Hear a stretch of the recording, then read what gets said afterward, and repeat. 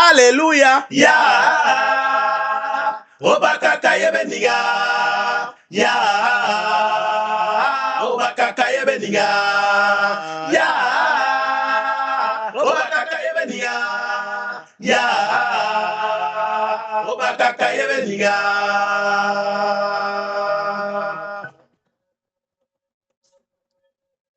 Alléluia. Ya.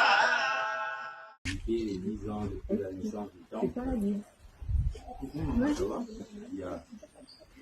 Donc là, on fait une idée un peu de l'établissement.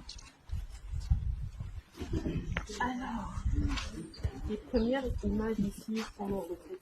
On avait vos animatrices préférées qui vous avaient une fois à la bandière, à la manga. Et donc, ça c'est l'endroit où justement on restaure. On fait des enseignements au niveau de la période. Donc, quand les bandes qui arrivent, on se met autour. Et la personne qui dirige se met là. Et le père est de l'autre côté de face. Les séances de bain. Ici. Et là, vous avez un petit historique des photos de tous nos travaux. Là, c'était vraiment les débuts. Tout a été fait par les bandits. Ce sont les bandits qui sont mis brique par brique. Bogatari du musique, c'est l'un des formateurs de notre père spirituel, Tarizé Kokolo. C'est lui qui lui a fait porter sa corde de Nina, c'est lui qui lui a fait porter sa corde de Kombo. Monsieur Sono, Imbumba Koudizam. Yeah.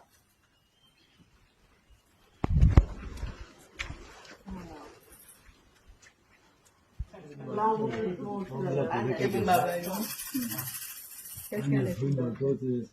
il construit que ça soit sur le trône.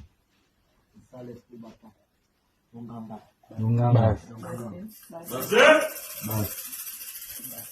bâton. C'est lui qui a le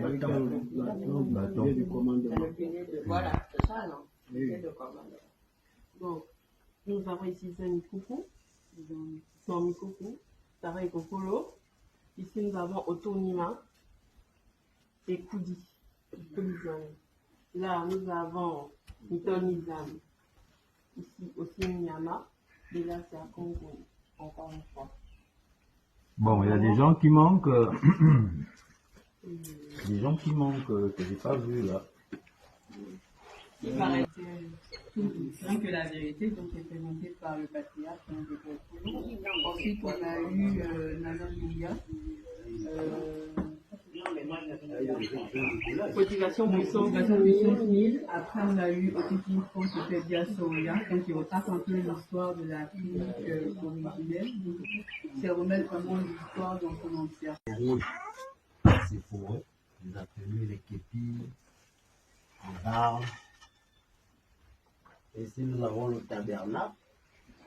Donc, ça, c'est la couronne du Saint-Père qui dirige le temple, Père en Kolzam. Ça, c'est sa couronne qui est là. Et il y a aussi d'autres couronnes qui sont aussi là pour d'autres esprits, tels qu'aussi Minyama, Nkombi, Zogo et Père en Kolzam. Comme vous pouvez les constater, il y a aussi beaucoup d'autres ateliers là que ceux les bouddhistes peuvent connaître.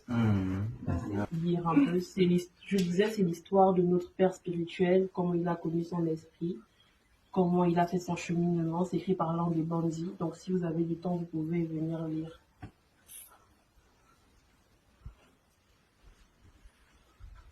Alors, ici,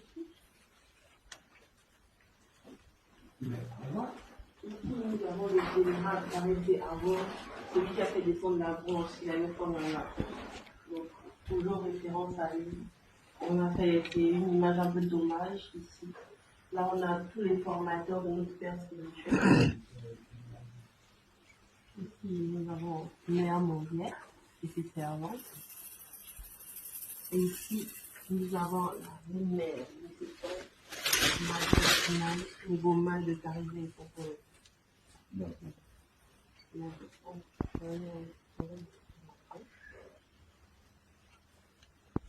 Vous avez pas de rentrer. on ne parle pas fort là-bas. C'est pour la facilité lors des veillées. Il y a peut-être chose dans les explications, je peux vous montrer déjà.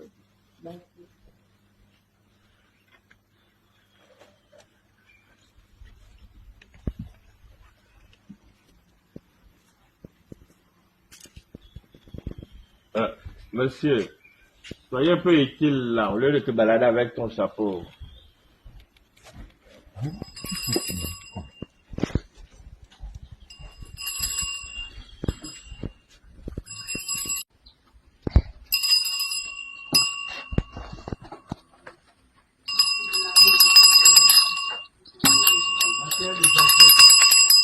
Voilà. C'est fait pour. Tous les travaux se font ici.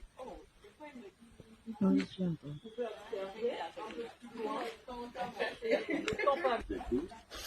Donc, il y a certaines qui ont amené certains esprits, des vues, certaines choses. C'est comme ça que nous avons pris les devants. Il s'agit de Moubaïnga. Et c'était la motivation, la motivation peut-être mieux. Donc, nous commençons à faire cela. Ne mélange pas avec certains d'autres branches ici, c'est-à-dire dans votre temple en fait. C'est pas un temple mix en fait. Non, parce que nous avons des points d'énergie, les centres d'énergie. Hein? Et ces centres d'énergie-là ne fonctionnent pas forcément avec ceux de la Bielle. Si tu vois comment rentrent les femmes de la Bielle, tu vois comment elles prennent leur bénédiction par rapport à nous, tu vas quand même savoir qu'il y a une dichotomie entre les deux. Donc, c'est pour éviter, en fait, ça vient de moi. J'ai pas envie de mélanger les choses, je ne sais initier que cela y font. Donc, je ne sais pas ce qu'ils font à Bielle. Elles se sont fait initier là-bas, mais alors, voilà leur royaume, c'est assez grand, et puis que moi, je reste là-bas. C'est de ça dont l'Afrique a besoin aujourd'hui. Pour les gens qui souhaitent connaître la tradition, s'initier à nos différents rites, connaître les mystères, hein, les ancêtres. Et quand tu offres un espace aussi accueillant, ça attire facilement les gens de partout. Et donc, franchement, moi, je suis ravi. Et en plus, c'est pour éviter la confusion. C'est parce que les mêmes esprits, on les retrouve dans Bielle. Mais après, les gens, on ne cite pas les choses forcément de la même façon. Rien que quand chez nous, dans le Fouanganga, on dit Cambis. Eux, ils vont dire Cambo. Après, tu vas avoir quelqu'un qui est dans le Fouanganga, il se met maintenant à dire Cambo. Donc, ça sort déjà de notre façon de dire. Oh, les autres vont dire Sophie, mais on va dire Sophie. Moi, j'ai besoin que l'on reste dans notre originalité du Fouanganga, au lieu de tomber maintenant dans l'originalité des autres. On commence un coup, on va chanter pour le Fouanganga, après un autre coup, on va s'arrêter, on va chanter maintenant pour Abial, on ne se retrouvera pas. Il faut rester original dans ce que nous pratiquons. Et la seule façon d'être original, c'est de rester pur dans ce que l'on a appris et de pouvoir retransmettre cette chose de façon pure et non pas de façon hybride comme aujourd'hui. Quand on regarde dans certains temples, on n'arrive plus à se retrouver. On se demande, on est dans Biel, on est dans le Fouanganga, on est dans le Léno, on est dans quoi en réalité? Il y a plusieurs temples qui fonctionnent comme ça. Eux, ils s'en sortent, c'est bien. Moi, malheureusement, je suis un peu têtu, un peu bête dans ma tête. J'arrive pas à m'en sortir, donc je préfère rester dans le Fouanganga. Ça me va bien. Et donc, si demain, en évoluant, le temple sera là, donc on aura le Fouanganga, on aura la Biale. Et si quelqu'un sollicite des travaux, ça va se passer comment? Si je veux me faire initier, est-ce que je serai orienté à Silayo ou à Biale? Est-ce qu'il y aura une forme de graduation ou une sorte de favoritisme? Est-ce que toi, en tant que père de Fouanganga, tu vas vouloir seulement que ce soit Fouanganga et je sais pas, la Biale? Comment ça tu vas gérer un peu? D'abord, la question tombe même à pied. Moi, je ne décide de rien. Je ne décide de rien, pratiquement de rien. Quand il y a des malades qui arrivent, c'est l'Ombiré, c'est lui qui décide. Il envoie même des malades dans d'autres branches initiatiques. Il le fait. Il envoie même des malades à l'hôpital. Tout simplement parce que c'est là-bas où la personne doit trouver sa guérison. Il en envoie même à l'église. Hein. Il a déjà fait ça plusieurs fois. parce que l'esprit de la personne correspond avec cette façon de faire. C'est simplement ça. Donc moi, si... En fait, il t'envoie à ton lieu de rendez-vous. Là où il t'attend. Voilà, très bien, c'est ça. Moi, je me contente de m'agenouiller, lui il vient, il fait ses choses. C'est tout ce que je fais. Faire tout pour être pur, pour l'appeler, il vient, il fait son travail et il repart. Et moi, on me fait le compte rendu de ce qui s'est passé. Et je fais appliquer les décisions qu'il a prises, c'est tout. Il y a quand même aussi, comme on peut dire ça comme une personne qui oriente. Un orienteur, en fait, une personne qui est là pour orienter les gens, comme il a dit, un guide. Il oriente, il guide. Il conseille aussi.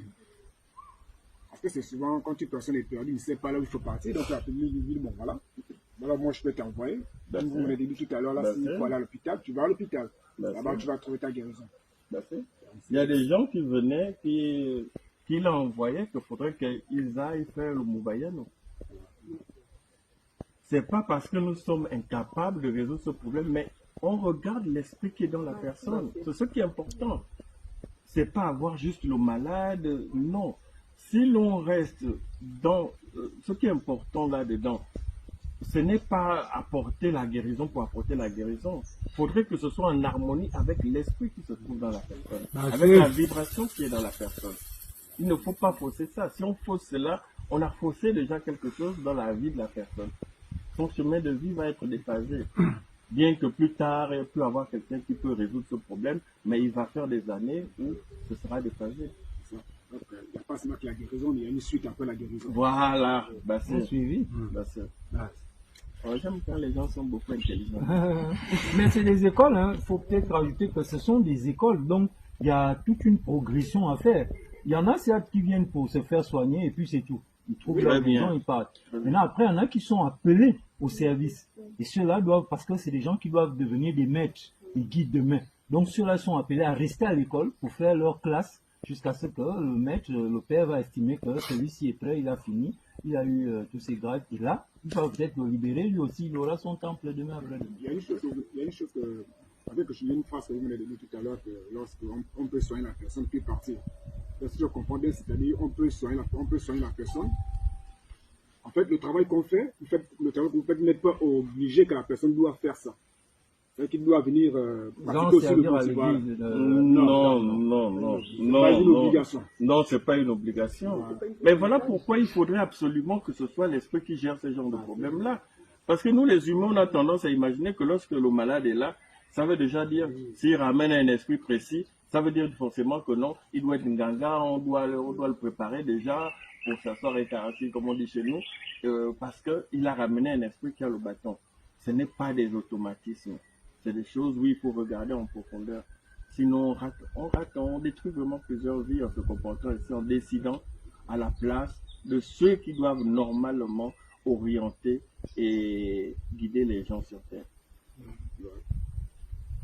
Mais sinon, quand même, à la logique, quand on initie une personne, on aimerait que cette personne pratique dans le fond. Non, mais tu peux développer la spiritualité. Oui, ça veut dire que quand vous soignez un malade, c'est-à-dire qu'on a bon. Est-ce que le soin doit venir de nous? Non, le soin ne vient pas de nous. Non, excusez-moi, je ne sais pas si vous me comprenez. Je disais, si le malade vient, il trouve sa guérison. Normalement, le Nima, son but premier, c'est lorsqu'il finit de soigner la personne, il aimerait que cette personne-là puisse pratiquer aussi. Là, ça, en fait, c'est ça, c'est ce que j'essaie un peu de voir. Quoi. Dans le fond. Il parle juste être un adepte. Un adepte. Ça, c'est l'école. Oui, ça, c'est l'école. Ça, c'est l'école. C'est normal, c'est même logique. Quand je vois ça, j'ai l'impression, pour moi, je vois que c'est une récompense pour un imam. On aimerait tous voir quelqu'un croître, grandir dans ce qu'il a commencé. Mais après, si tu t'arrêtes à la guérison, tu as eu bien en réponse à tes questions, et qu'après tu veux pas pratiquer, c'est ton choix. Le Nima va pas te forcer, même si au fond, il aimerait bien te guider. Mais on peut pas t'obliger. C'est ça la vérité. Sauf celui qui est vraiment appelé au temple, et ça on te le dira. Maintenant, c'est aussi toi toujours de choisir. Si tu écoutes ta voix, si tu ne veux pas, ce n'est pas le Nima. Ah oui, parce qu'il y en a qui ont des potentiels, hein.